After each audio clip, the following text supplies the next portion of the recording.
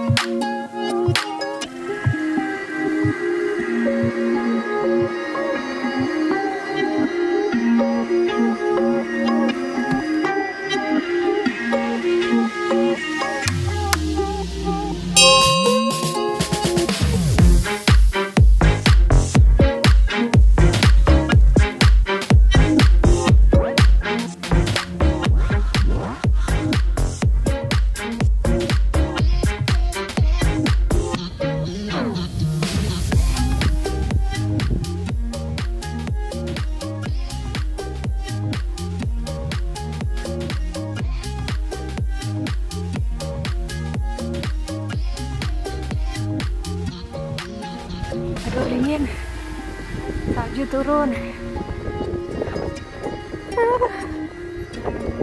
anginnya kenceng ini.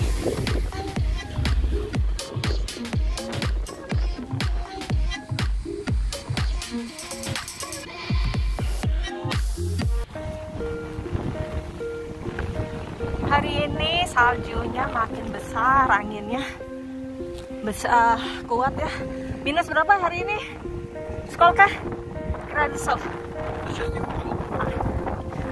Sekarang nggak dingin, mungkin -2 tapi anginnya ya.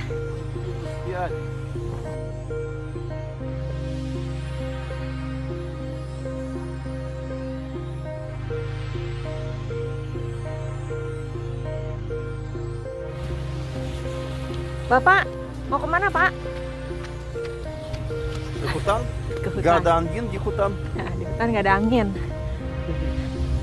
Ini bapaknya menemukan baju waktu dia masih kuliah dulu. Dan sekarang ternyata masih cukup bajunya. Bajunya USSR. Soviet Union. Aduh, dingin. Licin ya. Ini agak licin jalanannya. Salju. Kita hari ini sekarang jam berapa? Jam 2 ya? Jam 2 kita jalan-jalan ke hutan, menikmati dinginnya. Dinginnya udara pada saat winter, musim dingin. Ini saljunya mulai menerpa-nerpa muka dan agak-agak perih gitu kok. Dan biasanya di hutan banyak yang main ski ya. Aduh, kena mata.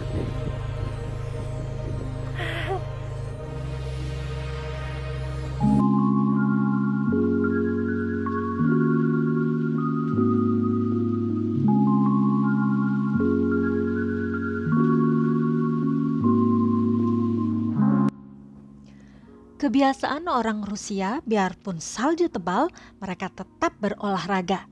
Lari misalnya, atau bermain ski hutan, yang biasa disebut dengan ski lintas alam. Atau dalam bahasa Rusianya, begaviye lyzhy.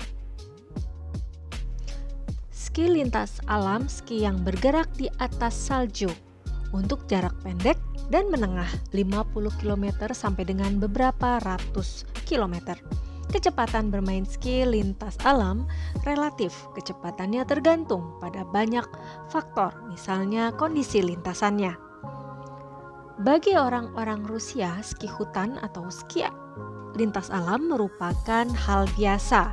Mereka membawa ski ketika salju mulai tebal, bermain di taman hutan di dekat rumahnya. Bahkan, anak-anak di sekolah saat olahraga pada saat winter atau musim dingin melakukan olahraga ini menjadi salah satu mata pelajaran di sekolahnya.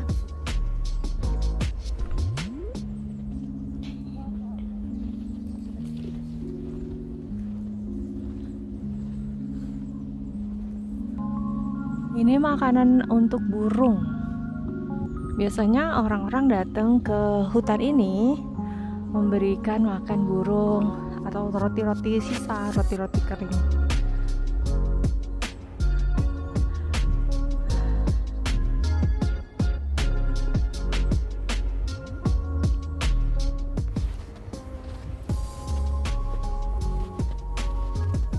Nah teman-teman, ada juga yang disebut dengan ski alpen atau disebut juga dengan ski mountain atau ski gunung.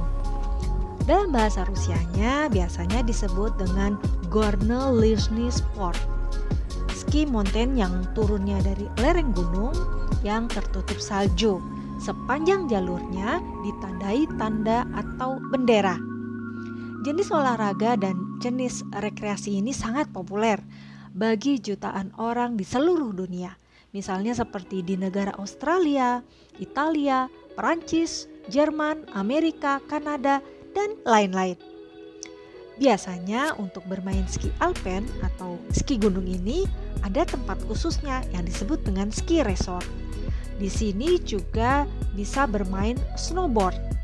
Dan biasanya di tempat ini, di resort ski ini, kita harus menginap beberapa hari. Bahkan ada yang menginap sampai beberapa minggu. Nah teman-teman, sepatu yang digunakan sangat berat. Beda sekali dengan ski hutan atau ski lintas alam tadi. Ski adalah dua bilah kayu panjang, ukurannya 150 sampai 220 cm. Ski diikat dengan sepatu khusus di atas salju. Menurut sejarahnya, di Rusia dan di Skandinavia ribuan tahun yang lalu, ski sudah digunakan oleh masyarakat kuno dahulu. Terdapat gambar yang diperkirakan 2000-1500 sebelum Masehi. Kala itu, ski digunakan untuk berburu. Menurut catatan juga di Roma pada tahun 1555 menggambarkan metode perburuan saat musim dingin sudah dimulai. Menginjak ski, meluncur untuk mengejar rusa, serigala, bahkan beruang. Hewan-hewan tersebut tidak dapat berlari cepat atau berlari kencang di atas salju. Dan pada akhir abad ke-19, awal abad ke-20, bermain ski sudah merupakan kesenangan atau bisa disebut juga dengan rekreasi. Dan akhirnya ski menjadi peralatan olahraga. Awalnya alat ski terbuat dari kayu papan yang kokoh dan harganya pun sangat mahal. Tetapi lambat laun ski berubah dan terbuat dari plastik. Dan sekarang mulai bermunculan pabrik ski dari bahan plastik. Sangat berguna sekali karena tidak cepat basah ketika salju menempel dan meluncurnya pun juga lebih baik. Nah, demikianlah teman-teman cerita saya tentang kegiatan orang-orang Rusia pada saat musim dingin.